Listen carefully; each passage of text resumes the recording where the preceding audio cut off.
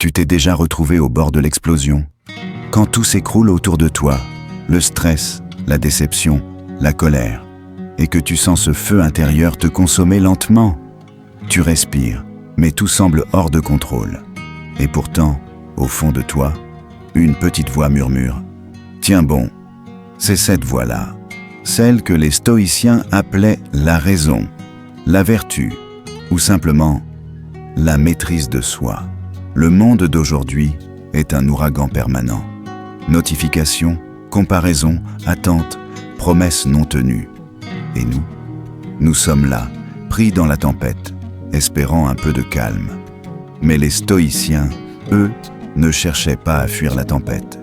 Ils apprenaient à marcher dedans, droit, solide, imperturbable. Comme disait Épictète, ce qui trouble les hommes, ce ne sont pas les choses, mais les jugements qu'ils portent sur les choses. Ce n'est donc pas le chaos extérieur qui te détruit, c'est ta réaction face à lui. Aujourd'hui, je vais te partager 3 leçons stoïciennes puissantes pour apprendre à maîtriser tes émotions, ajuster tes attentes et rester serein dans le chaos. Ce ne sont pas des idées simples. Ce sont des armes mentales, forgées il y a plus de 2000 ans. Et plus nécessaire que jamais aujourd'hui. Tes émotions ne sont pas des ennemis, elles sont des signaux. Imagine cette scène. Tu reçois un message sec, froid, d'une personne que tu apprécies. Ton cœur se serre. Tu sens la colère ou la déception monter. Tu te dis, pourquoi il me parle comme ça? Arrête, c'est ici que commence le travail stoïcien. Marc Aurèle, dans Penser pour moi-même, écrit « Si quelque chose d'extérieur te fait souffrir, la douleur ne vient pas de la chose elle-même, mais de ton jugement sur elle. Et tu as le pouvoir de changer ce jugement. » Ce passage, c'est une claque, parce qu'il te rappelle que ton pouvoir ne réside pas dans le monde, mais dans la manière dont tu le perçois. Les émotions ne sont pas mauvaises. Elles sont des messagers. Elles te disent ce que tu crois, ce à quoi tu tiens, ce que tu redoutes. Mais elles ne doivent pas te dominer. Un stoïcien ne cherche pas à éteindre ses émotions. Il cherche à les comprendre, à les accueillir sans s'y soumettre. Sénèque le disait magnifiquement. Ce n'est pas parce que les choses sont difficiles que nous n'osons pas. C'est parce que nous n'osons pas qu'elles sont difficiles. Quand la colère monte, demande-toi « Qu'est-ce que je crois ici ? Est-ce que je réagis à la réalité ou à mon interprétation ?» Et souvent, tu verras que la douleur ne vient pas du fait lui-même, mais de l'histoire que tu te racontes. C'est là que commence la liberté. Tu veux savoir ce qui a détruit la paix intérieure? Ce ne sont pas les événements, c'est ce qu'on attend des événements. Tu attends que les gens te respectent, que ton travail soit reconnu, que tes efforts soient récompensés, que la vie soit juste. Et chaque fois que la réalité ne colle pas à tes attentes, tu souffres. Épictète disait « Ne demande pas que les choses arrivent comme tu le veux, mais veulent qu'elles arrivent comme elles arrivent, et tu seras heureux. » C'est brutal, mais libérateur. Parce que le stoïcisme, ce n'est pas de la résignation, c'est de l'acceptation active.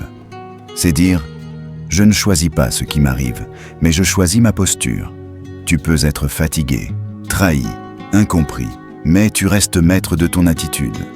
Marc Aurèle écrivait « Agis toujours en accord avec la nature des choses, et jamais tu ne seras pris au dépourvu. » Ça veut dire quoi? Ça veut dire que le monde ne te doit rien. Et paradoxalement, quand tu arrêtes de croire qu'il te doit quelque chose, tu commences à goûter la paix. Le stoïcien ne se dit pas « Pourquoi moi ?» mais « Pourquoi pas moi ?» Le chaos fait partie du jeu. Les attentes irréalistes, c'est refuser de jouer avec les règles du réel. Quand tu abandonnes tes illusions, tu ne perds pas ton humanité. Tu gagnes ta force. Le calme n'est pas l'absence de chaos, c'est la maîtrise de soi dans le chaos. On croit souvent que la sérénité, c'est le silence, la paix, la lumière douce d'un matin calme. Mais le vrai calme, celui des stoïciens, naît dans le tumulte. Pensez à un soldat au milieu de la bataille. Les crises, la peur, la confusion.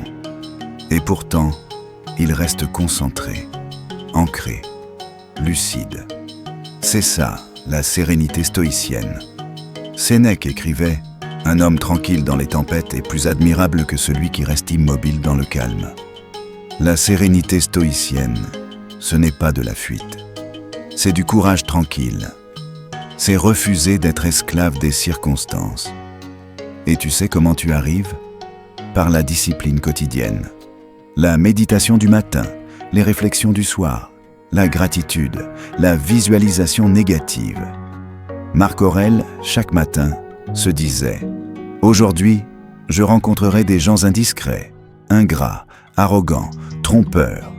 Mais ils sont comme moi, soumis à la nature humaine. » Cette phrase, c'est son bouclier. Il anticipait le chaos pour ne jamais être surpris par lui.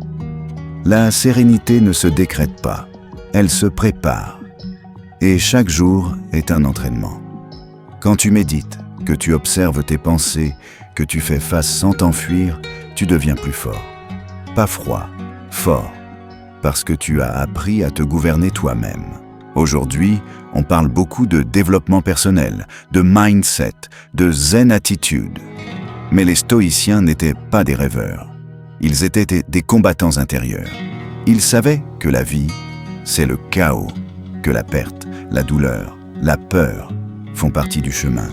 Mais ils avaient trouvé une réponse, la vertu, la raison et la maîtrise de soi. Tu veux être stoïque? Alors entraîne-toi, chaque jour. Quand quelqu'un te provoque, entraîne-toi à respirer avant de répondre. Quand une déception arrive, entraîne-toi à l'accepter, à en tirer une leçon. Quand tu sens la peur, entraîne-toi à agir quand même. Le stoïcisme n'est pas une théorie à lire dans un livre. C'est une pratique à vivre dans la rue, dans ton travail, dans tes relations. Le monde extérieur changera toujours, mais ton monde intérieur, lui, dépend de toi.